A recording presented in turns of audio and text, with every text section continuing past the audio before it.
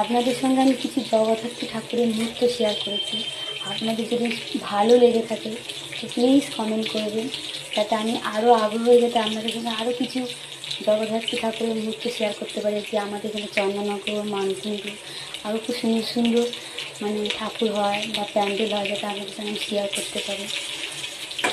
যদি আপনারা একটু ইন্টারেস্ট থাকেন তার জন্য প্লিজ কমেন্ট করে আর শেয়ার করবেন, জানাবেন।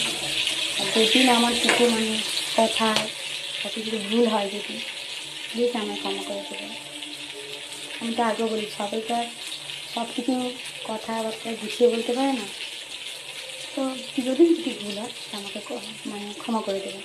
আর আমি চাইবো, আশা করি আমার সঙ্গে আরও কিছু সুন্দর সুন্দর মুহূর্ত শেয়ার করা। আমাদের এখানে জগদ্ধাত্রী ঠাকুর কীরকম হয়